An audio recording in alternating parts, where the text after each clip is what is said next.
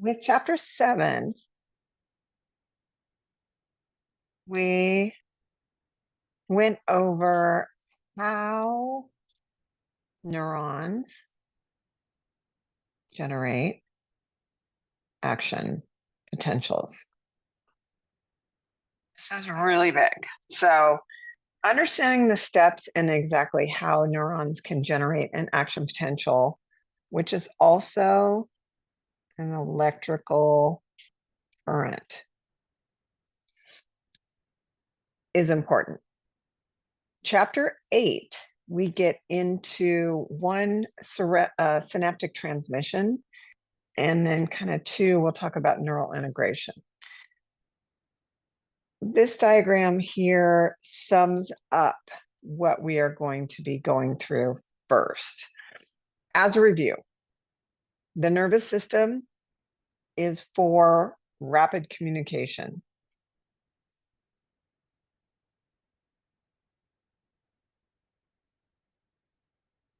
Which means makes things happen fast. Right? We have 2 types of chemical messengers that we are really talking about in this class. And the first is neurotransmitters for the nervous system. The second we talk about are hormones, and that's for endocrine. Neurotransmitters, those are the fast ones. Make stuff happen fast. Hormones, slower. And so when we talk about rapid communication, we're talking about neurotransmitters as chemical communicators. Make another neuron generate an electrical impulse, make a muscle cell generate an electrical impulse, make a gland secrete something. We talk about bidirectional communication. Neurons can synapse on other neurons, but they can also receive neurotransmitters. And so there's this bidirectional communication. And neurons can be excited by other neurons. They can also be inhibited by other neurons. So there's this excitatory and inhibitory ability of neurons on one another at the chemical or synapse, basically. So we're going to go over that. Third. Fourth is using ions and or second messengers when we talk about synaptic transmission. And this we're not going to really get to in chapter 8.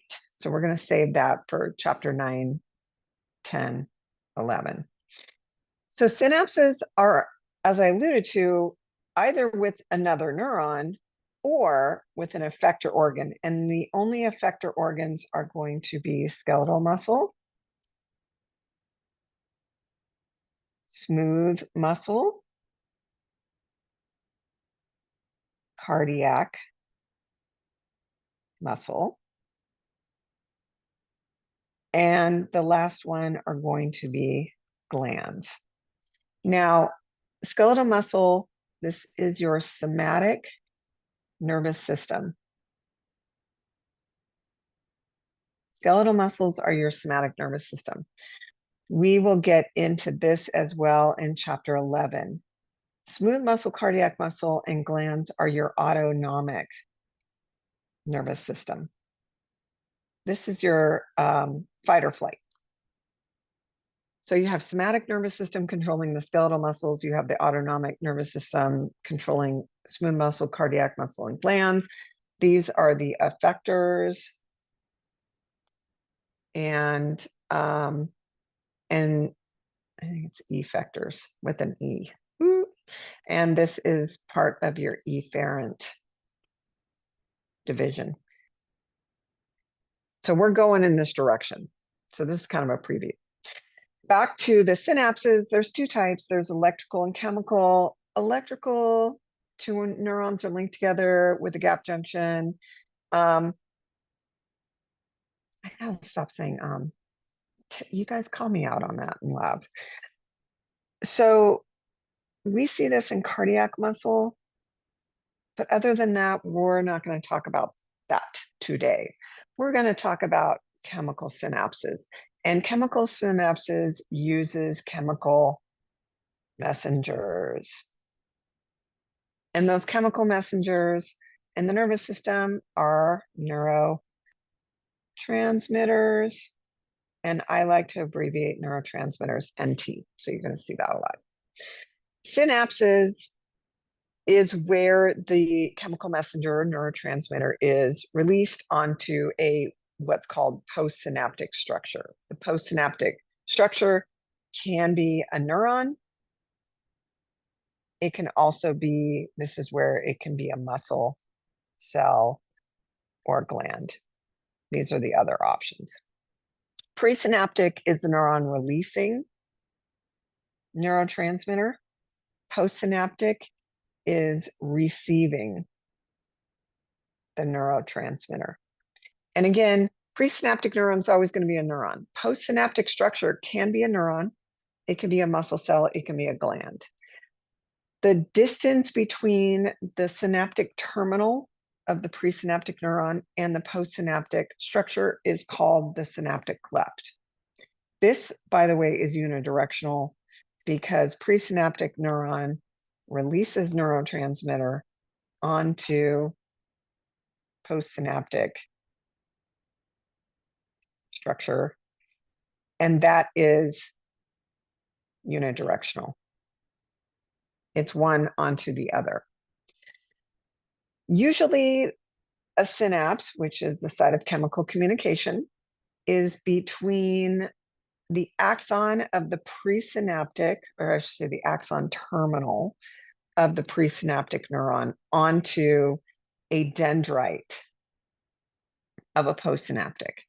So this right here is a dendrite or extension of the cell body. So this is the soma or cell body. And this is going to be the postsynaptic neuron. So this is the postsynaptic neuron. This is the presynaptic neuron. And this presynaptic neuron is sending neurotransmitter. It's protein created in the nucleus. Transcription, translation of proteins are created. These neurotransmitters are sent down the axon, and they are stored in little vesicles here in the axon terminal. And when an electrical impulse arrives at the axon terminal, that's the signal to release the neurotransmitter. Neurotransmitter gets released, goes across the synaptic cleft, and is going to bind on receptors on the postsynaptic structure. Again, most of the time it's going to be a dendrite on another neuron, but presynaptic neurons can release neurotransmitter on the cell body, which would be axosomatic, soma for cell body. Presynaptic neuron, right? So that's one, that's two. Presynaptic neuron can also synapse on the axon of a axosomatic, that's two. Can also synapse here on the axon, and that's axoaxonic. And we'll see that with modulation when they're one neuron is going to modulate, inhibit possibly neurotransmitter being released. You'll see axoaxonic synapses. Back to this diagram. This is a big one. This is going to sum up everything I'm going to go through. So here we go. This right here, presynaptic neuron. This right here is postsynaptic neuron. So we got your presynaptic neuron, we got your postsynaptic neuron. We look here, this space right here is synaptic cleft. You can see that there.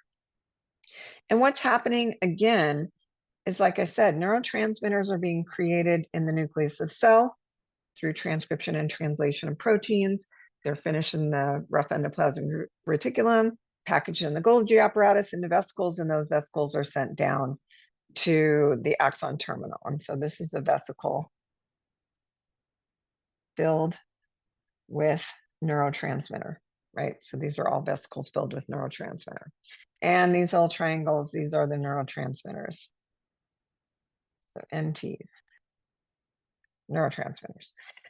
And when an action potential is generated in the presynaptic, so first thing that happens is action potential or electrical current is generated at the axon hillock.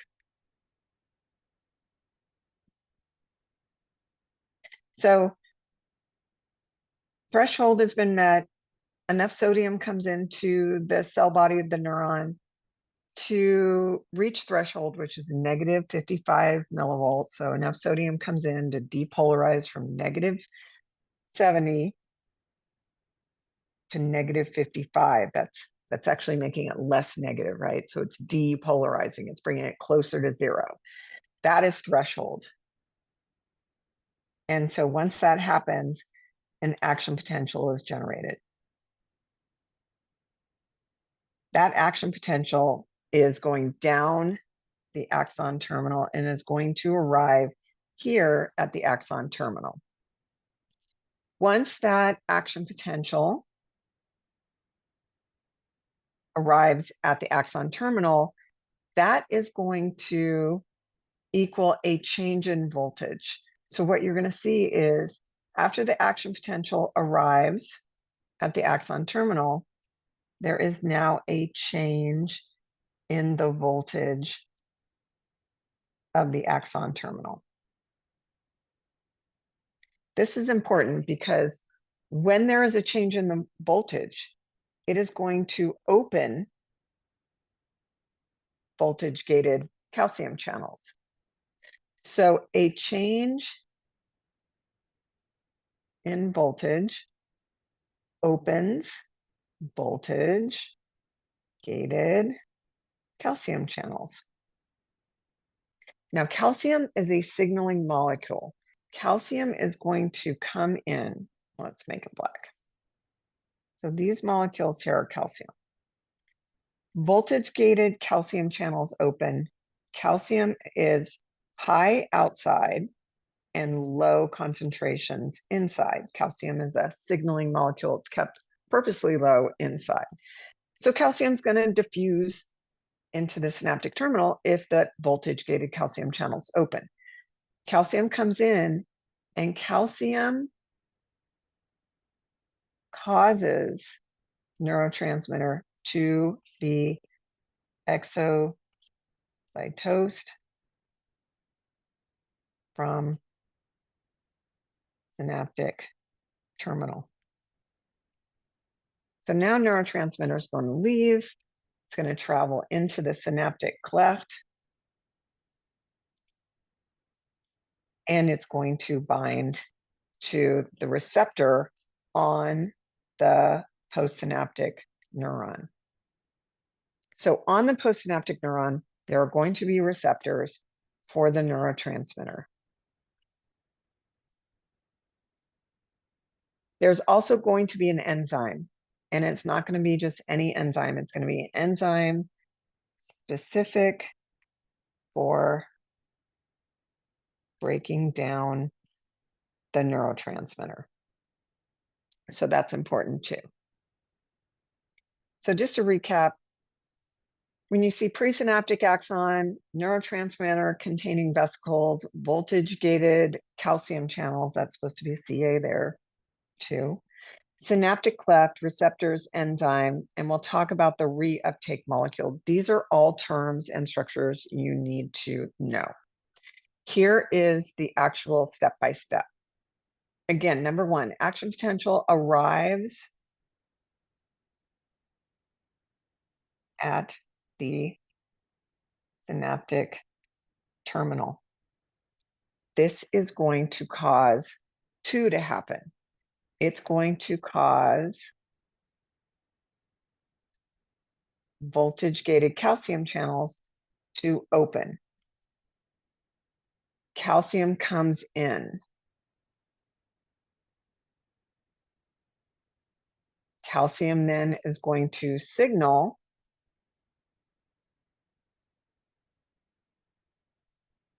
neurotransmitter to be released via exocytosis.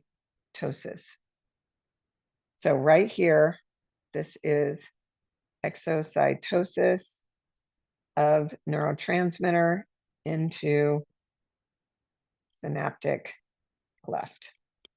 Now, as you can see, some of that neurotransmitter is going to make its way to the receptor on the postsynaptic membrane, and it's going to bind. When the receptor binds, it causes a response. So causes a response, right? So here's that, causes a response. Once that receptor binds, or the neurotransmitter binds to the receptor, it does fall off. Some of that receptor is being broken down by the enzyme.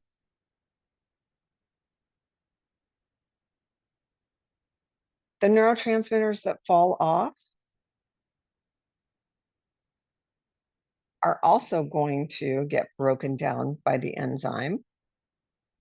Some of that neurotransmitter then diffuses away. So what I'm trying to say is, once neurotransmitters get released from the presynaptic terminal, it's going to bind and get broken down immediately. Broken down, diffuses away. There's also something called a reuptake molecule. So the neurotransmitter can be taken back up into the presynaptic terminal. It can also be degraded or broken down. It can be recycled. It can diffuse away from the clot. This is all helped by these enzymes. So this reuptake molecule here can take back up the neurotransmitter into the synaptic terminal. Neurotransmitter that wasn't used or has fallen off the receptor. Certain drugs or medications work on keeping chemical messengers around longer so they can inhibit the enzyme, right? And if you inhibit the enzyme, the neurotransmitter or chemical communicator or messenger stays around. Some drugs or medications work on keeping the reuptake molecule from being able to take back up that neurotransmitter. These drugs or medications are aimed at keeping neurotransmitter around. So whether it works on inhibiting the enzyme activity to keep the neurotransmitter around, or whether it inhibits the reuptake molecule. So certain depression, anxiety medications work to keep the reuptake molecule from taking back up that neurotransmitter. So serotonin, you can have serotonin reuptake inhibitors. They're going to inhibit the neurotransmitter from being taken back up into the synaptic terminal, so serotonin stays around longer. You increase your serotonin chemical messenger concentration. Some of the anti-anxiety, antidepressant drugs work on the enzyme. It inhibits the enzyme from breaking down the neurotransmitter. So different medications work different ways, but it's important to understand, the whole progression of, what are neurotransmitters, what are they used for, especially in our brain. We have so much mental health and so many drugs aimed at mental health that it's important to understand what's going on and how these drugs work. So recapping, another concept is that the frequency of the action potentials arriving at the synaptic terminal determines how many voltage-gated calcium channels open. And this is really important. Why? Because if you have a high frequency of action potentials, meaning they are just coming one after another down to the axon terminal. It's going to keep voltage gated calcium channels open continuously. And what does that mean? That means that calcium keeps coming into synaptic terminal. And if calcium keeps coming into synaptic terminal, guess what? There's going to be an increase in the amount of neurotransmitter exocytosed from presynaptic terminal into the synaptic cleft, right? So into the synaptic cleft. More neurotransmitter. So we're increasing in the amount or concentration, my little concentration brackets. We're increasing the amount or concentration of neurotransmitter at the synaptic cleft is going to result in a bigger effect on the postsynaptic structure. So what this is basically saying is the higher the frequency of, and I'm just going to abbreviate, action potentials arriving at synaptic terminal determines response in postsynaptic cell. So this is something that I really want you to understand. The nervous system has to work on frequency of action potentials. Your brain interprets the intensity of a stimulus by how many action potentials are arriving at your brain from that location or from that receptor. So if you have a lot of action potentials coming from that specific receptor, your brain knows that that stimulus is really strong. On the flip side, if your brain wants to have a big response in another neuron or a muscle or a gland, it's going to increase the frequency of action potentials being generated by that neuron. And that's going to increase the amount of calcium coming in, and that's going to increase the amount of neurotransmitter being released, and that is going to increase the response in the postsynaptic structure. You get more contractions out of your skeletal muscle, that kind of thing. There is something called a synaptic delay. The synaptic delay is very, very brief. We're talking milliseconds, but it's the delay between the arrival at the action potential and the change in the postsynaptic voltage. That is to say, the action potential arriving at the axon and when something actually happens in the postsynaptic structure, right? So this is due to the fact that the action potential arriving takes a minute to open voltage gated calcium channels, have calcium come in, and then cause the exocytosis of the neurotransmitter. So that is really what the synaptic delay is due to. Changes in the concentration of calcium entering the synaptic terminal, causing the vesicles to dock and the exocytosis of neurotransmitter. It's not related to the diffusion of the neurotransmitter across the synaptic cleft. Okay, signal transduction and chemical synapses. There's really two types we are going to talk about. One of them is called channel-linked receptors. These are your ionotropic receptors. That means an ion binds to a receptor channel, ion channel combo. And that is going to cause that channel to open.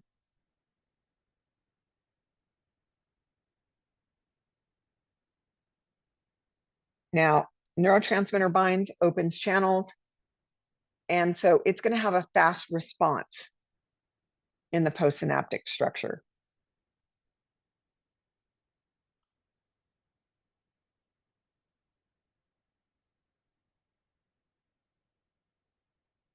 As soon as the neurotransmitter leaves or is broken down, channel closes. No more response. This is a very, very, very fast way to start a response in a postsynaptic structure and also stop a response in a postsynaptic structure. So you do need to memorize ionotropic receptors. What are ionotropic receptors? And you need to understand that they are ligand-gated channels and that they make a response happen quickly. The second type is really a second messenger system. And these are called metatropic. So ionotropic is one. The second type is metatropic. They are much slower to have a response.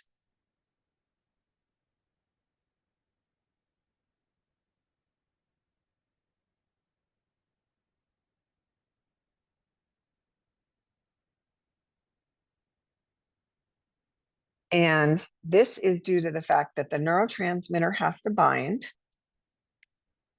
Then, so that's number one. Then it has to cause generally a G protein or subunit of the protein to be activated. That subunit has to then go activate, or it can be inhibitory. And then it has to cause a response. That response could be generating proteins. It could be closing or opening an ion channel. It could be a number of things. Slower to act, metatropic. Understand those two. Ionotropic, metatropic. All right. Postsynaptic potentials. Postsynaptic potentials are changes in membrane potential in response to a receptor neurotransmitter binding. That is another way to say it is response to neurotransmitter binding to a postsynaptic receptor. These are what we call graded potentials. They are not to be confused with action potentials. An action potential is cell is depolarized to negative 55 millivolts, and then an electrical current is generated. It's going to propagate all the way down the axon, cause the release of neurotransmitter at the end of the axon terminal. Graded potentials can cause some depolarization or hyperpolarization. And this would be what is called an inhibitory. So you can have excitatory postsynaptic potentials. It's going to bring the postsynaptic neuron closer to threshold, which is negative 55 millivolts, to cause an action potential to be generated. But it's just bringing it closer to threshold. It can actually bring, an example would be, you start at negative 70 millivolts, and an excitatory postsynaptic potential might let enough sodium in to get up to negative 60 millivolts. That's not threshold. It still is below threshold. And so no action potential, no AP generated. So excitatory postsynaptic potentials are just going to depolarize. And if there are enough of them, enough sodium, comes in, it's going to then eventually reach threshold. And then it will cause an action potential. So they have to be summed together there. They have to happen enough times to get enough sodium to get it to be from -70 and less negative up to -55, which is threshold. The most common excitatory neurotransmitter in the central nervous system is glutamate. That's just an FYI. You can also have inhibitory postsynaptic potentials. And what that means is it's going to decrease the likelihood an action potential is going to be generated. And it's like it says, it's inhibitory. So if we are starting at -70 millivolts and you need to get it up to -55 millivolts, right? So right there, you've got to increase by 25 millivolts. Actually, that would be 15. 60. Yeah, sorry. I'm doing backwards math. You have to increase it by 15 millivolts. But say it opens chloride channels and the inside becomes more negative because chloride's coming into the cell. And so it goes from -70 and it might make it -75 millivolts or -80 millivolts, right? If to get from 80 up to -55 millivolts, now it's even farther away. And let's see, you have to have 25 millivolts now. So this is what hyperpolarization is. It makes it more polar or farther away from threshold. Makes it harder to hit threshold. And the most common inhibitory neurotransmitter is GABA. And we'll get back to that at the end of the lecture. So excitatory versus inhibitory. Reviewing. Excitatory, more likely to produce an action potential because it causes depolarization, which bringing neuron closer to 0 or less polarized, which is also depolarized. Inhibitory is less likely to produce an action potential because it's hyperpolarizing. It's bringing neuron farther away from 0, more polarized. And more polarized, another way to say it is hyper, bigger, hyperpolarized. It gets even more polarized. This means that that neuron is not going to be generating any action potentials. And we do have a lot of inhibitory neurotransmitters because we don't want excitation of all neurons all the time, even if they're stimulated. We have to be able to kind of tamp down certain action potentials. When it's constant excitation and no inhibition, that really is what a seizure is. So a seizure is when there's just absolute excitation of all neurons going on all at the same time. And that just causes everything to work all at the same time. So like a grand mal seizure where all of the muscles are contracting, all of the glands are secreting things all at the same time. Or they could be catatonic because everything's canceling itself out. So the person can't move at all because the agonist, antagonist muscle groups are all being contracted at the same time. Excitatory postsynaptic potentials, more likely to produce a action potential and result in depolarization. So this is a perfect example of an excitatory receptor is an ionotropic receptor. It always is going to cause depolarization.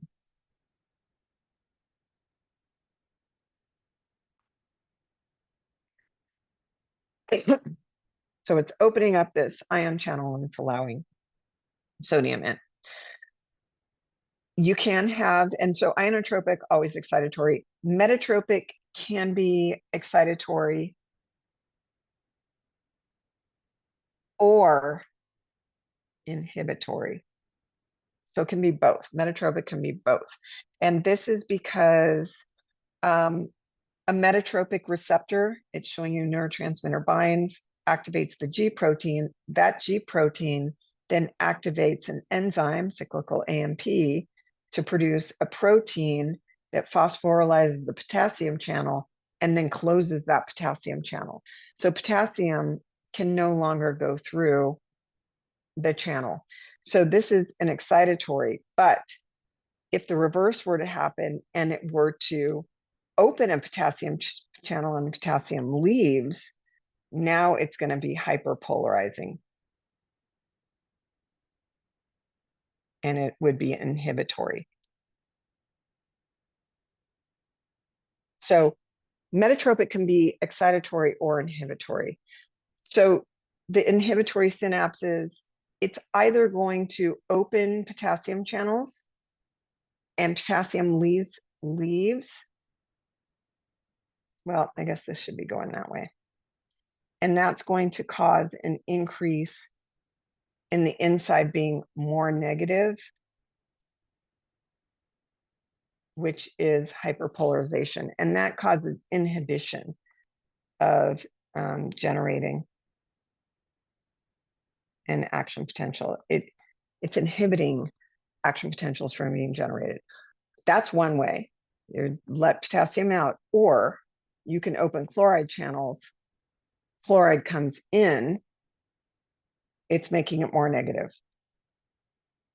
And again, more negative is going to inhibit generation of action potential because we're hyperpolarizing it. Inhibitory postsynaptic potentials are also graded potentials. So EPSPs and IPSPs are graded potentials. They can be summed to get closer to threshold, or inhibitory farther away from threshold. And inhibitory, the higher the frequency of action potential, the more neurotransmitters released. And if it's inhibitory, the more chloride that comes into the neuron, postsynaptic neuron, or allows potassium out of the postsynaptic neuron, is going to basically hyperpolarize. And so it's going to bring it farther away from threshold.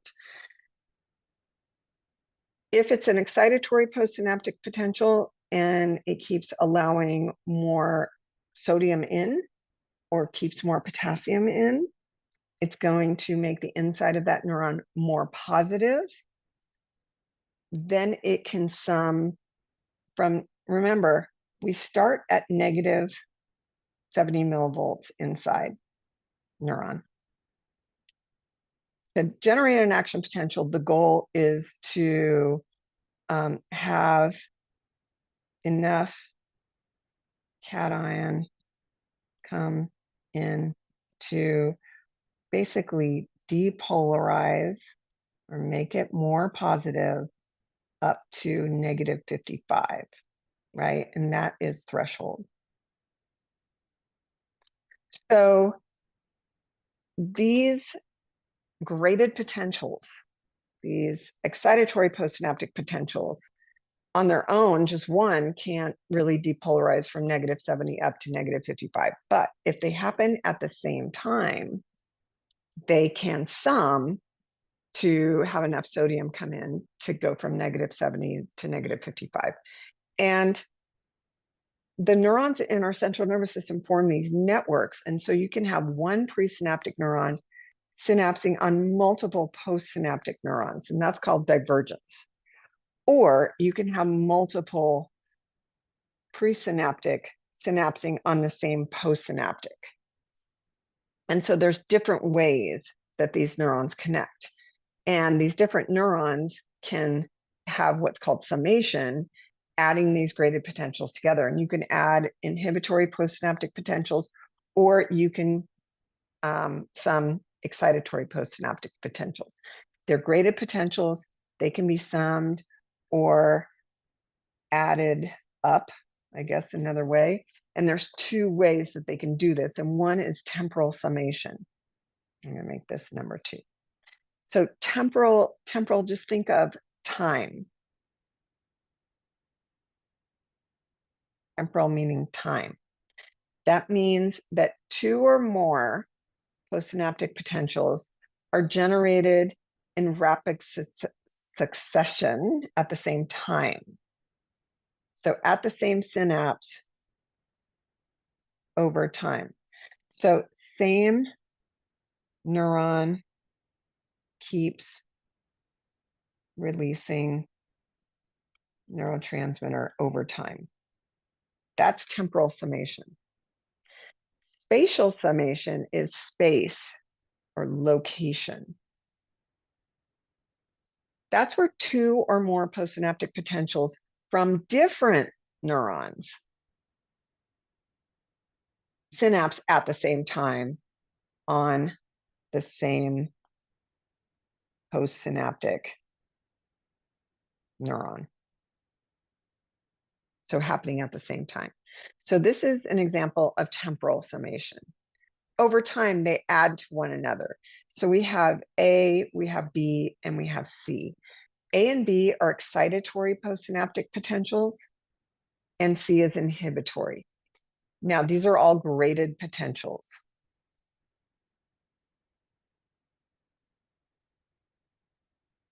So A on its own is only going to bring it up to, say, negative 60 millivolts. So if enough time between these two graded potentials, so this right here is a graded potential, and then there's a lapse in time, and so the neuron resets itself, because remember, you have the sodium-potassium pump restoring the resting membrane potential to negative 70. So if too much time is between those graded potentials, it just gets reset back to negative 70. But if you do it in rapid succession, you go A right after, it's going to allow that channel to stay open long enough to have enough sodium to then reach threshold. Once it reaches negative 55, you're going to generate an action potential, right? Spatial, remember we have A and B. These are both graded potentials. A on its own doesn't hit the mark. B on its own doesn't hit the mark. C, as you can see, is inhibitory. So it's just bringing it farther away from threshold, negative 75 or negative 80. So it's even inhibitory is making the amount it has to depolarize more. If we do A and B together, we go A and B at the same time, you're doing them at the same time. Both of them are going to open enough, oops, to depolarize to threshold. Bringing in inhibitory here, if you do, I'm really struggling, if you do A and B at the same time, they just cancel themselves out. Because one is allowing, say one's allowing sodium in and the other's allowing chloride in. And so it just stays at negative 70. That right here is what's going on there. That example. Frequency coding, this concept is summed up with the degree of depolarization at the axon hillock is signaled by the frequency of action potentials. So if there's a high frequency of action potentials coming at the same time to the same neuron, they're going to sum, whether it's excitatory or inhibitory. If it's excitatory, it's going to cause depolarization and it's going to eventuate in an action potential.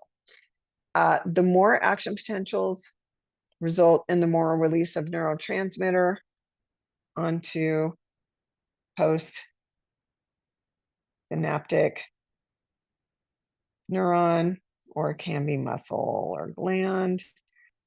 And therefore, it's going to have a greater consequence on the next postsynaptic structure. So frequency of action potentials. Now, this can be modulated, like I said in the beginning, at the axon. And so presynaptic modulation is the regulation of the amount of neurotransmitter being released from the presynaptic neuron. So presynaptic modulation controls the amount of calcium that is allowed to enter the axon terminal. And this controls how much neurotransmitter is released onto the postsynaptic neuron. So if you inhibit the amount of action potentials arriving, it's going to decrease the amount of calcium and then decrease the neurotransmitter being released. Or if it's excitatory, so this would be inhibitory. If it's excitatory, it's going to do the opposite, and it's going to increase the amount of calcium and increase the amount of neurotransmitter. So this is what facilitation is. And an example of facilitation is seen here. E is going to be the facilitator, right? So E is going to modulate C. So we can say E modulates C. So C on its own, graded potential, nothing. D on its own, graded potential, nothing. E, well, E doesn't do anything. But if you do C and E at the same time, it's going to increase the amount of neurotransmitter being released. So this is modulating more neurotransmitter to be released. This is an excitatory postsynaptic potential here at D. D is increasing the amount of neurotransmitter by increasing number of action potentials that arrive at synaptic terminal. And so that is presynaptic facilitation. We are increasing the amount of neurotransmitter being released by having extra excitatory stimulus. This can also work for inhibition. So presynaptic inhibition is, H is an inhibitory postsynaptic potential. And so it is going to decrease the amount of neurotransmitter released from F because it decreases the voltage change in F's terminal, synaptic terminal. So hopefully that makes sense to you. It's all about, another way to think about modulation is that modulation is increasing or decreasing the amount of neurotransmitter released by presynaptic neuron by increasing the voltage change from -70 to -55, or decreasing voltage change closer to 70. Therefore, less neurotransmitter because, and why is that? Remember, action potentials are a change in voltage. the more change in voltage at synaptic terminal, what's going to happen? Results in more voltage gated calcium channels opening. Getting crazy here.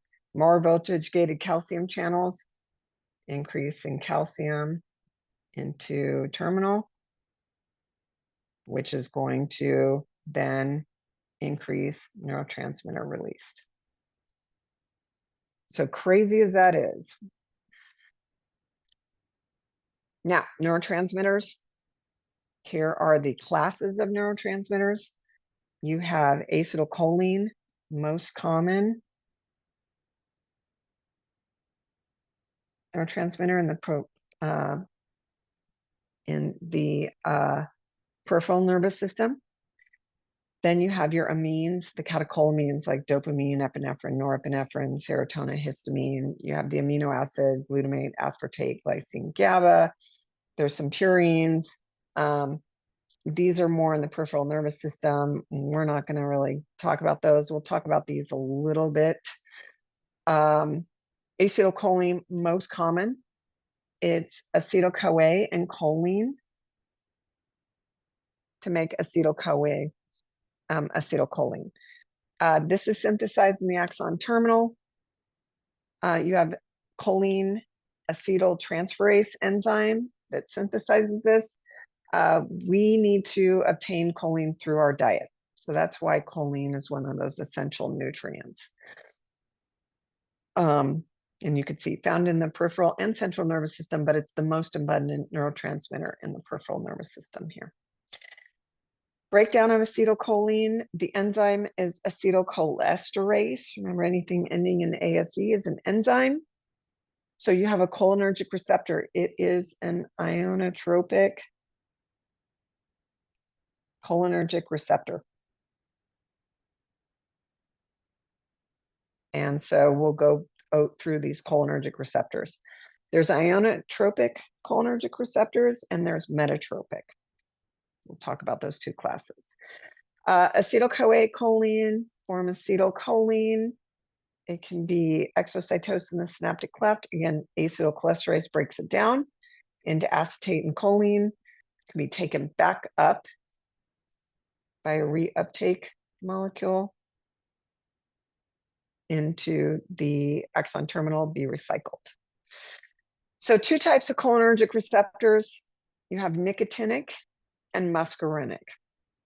Nicotinic is the ionotropic cholinergic receptor.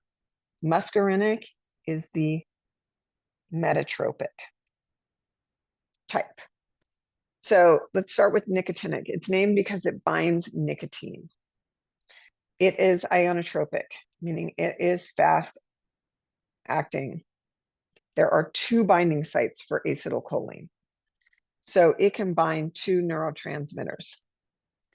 That's just going to keep that channel open longer. Sodium's going to come on in, and it's going to cause depolarization. Always excitatory. So this is nicotinic cholinergic receptors are always going to cause an excitatory response, bring it closer to threshold. The second type is muscarinic cholinergic receptors, named because it binds muscarine. It is a metatropic. It uses this second messenger system, so it's slower to act. And it can be inhibitory or excitatory.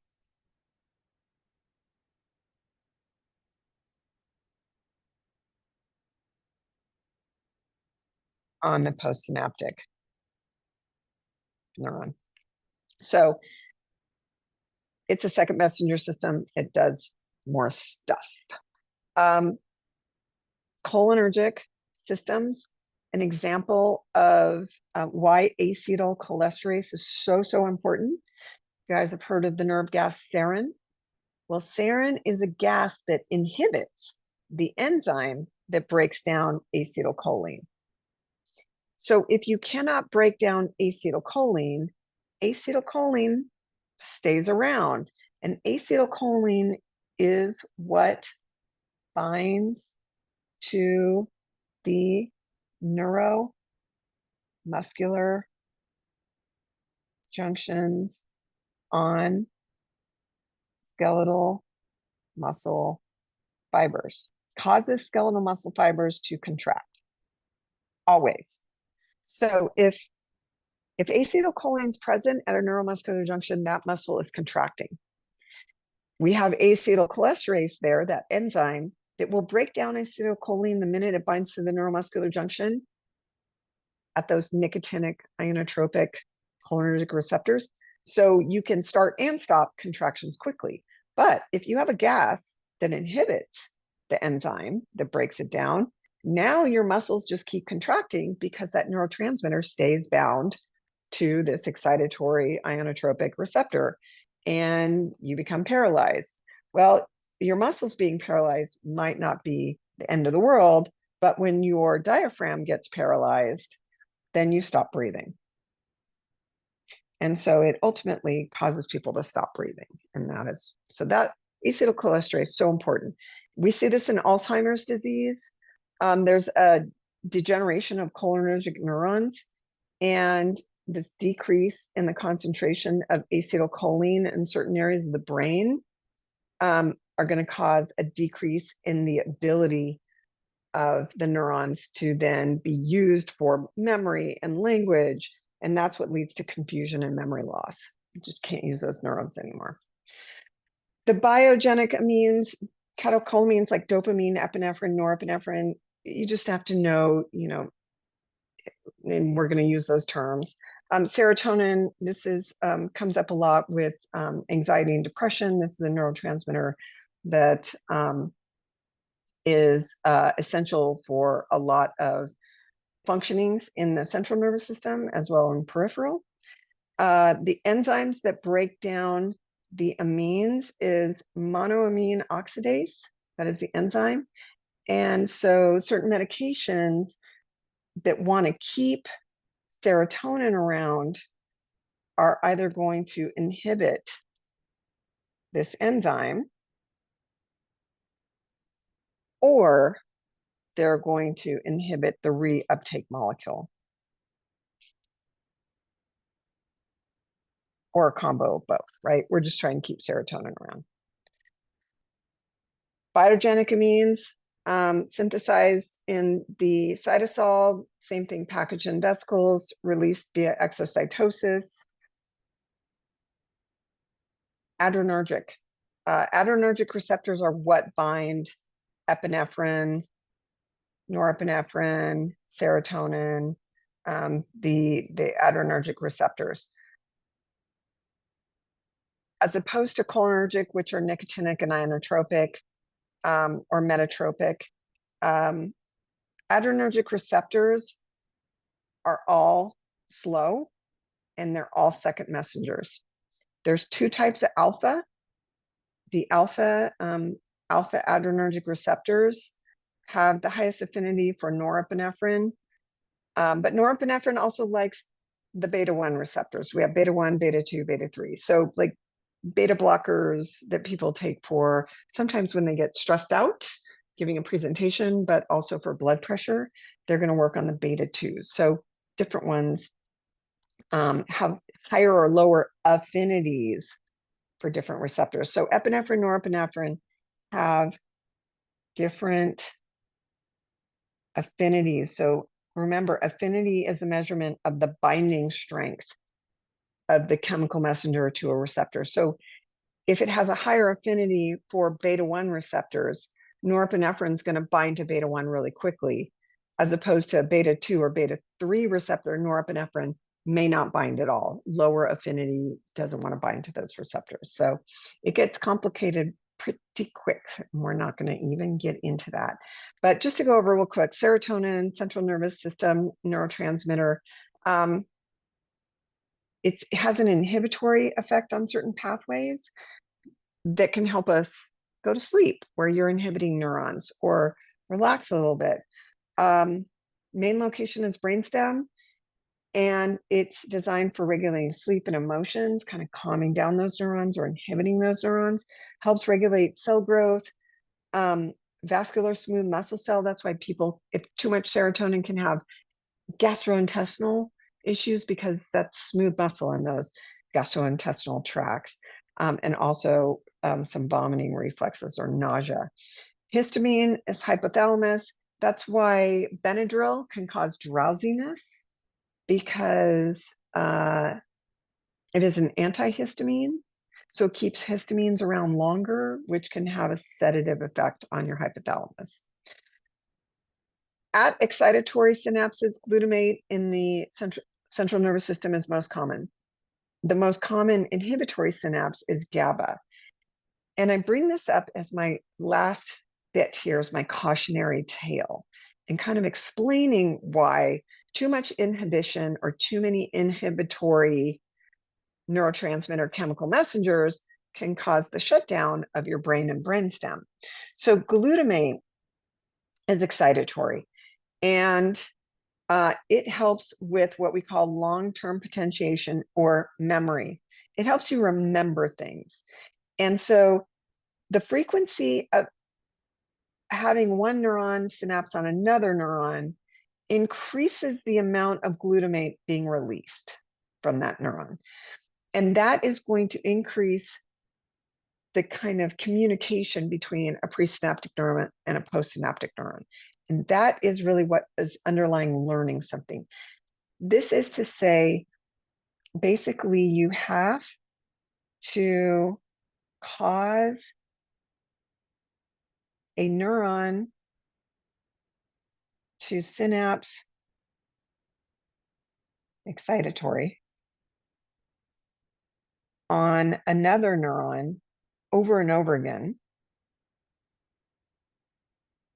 to increase amount of neurotransmitter released.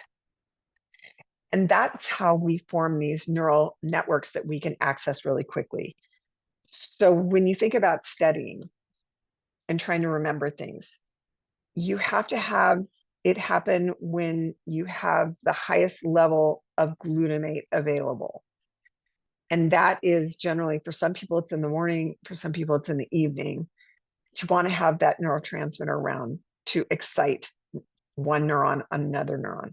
The other thing is things like cannabis products are going to cause that receptor site to be blocked. And so you can't have glutamate binding. You can't have excitatory synapses.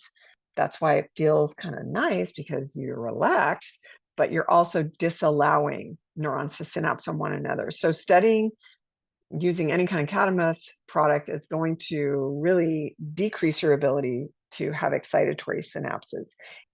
And in a neuron that's under the age of 25, it's even more pronounced, because those cannabinoids stay bound to those receptors, blocking them for longer periods of time. GABA, on the other hand, is inhibitory. It's a major inhibitory neurotransmitter in the brain.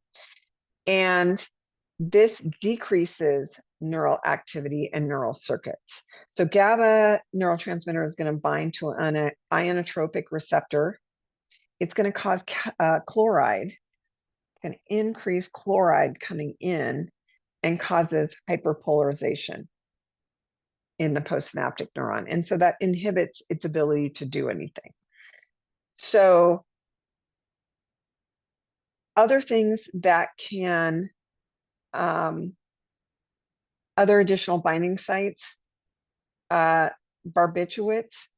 Barbiturates are going to be either like Valium or benzodiazepines. Those are your Xanax. Well, benzos are Valium and Xanax and Ativan.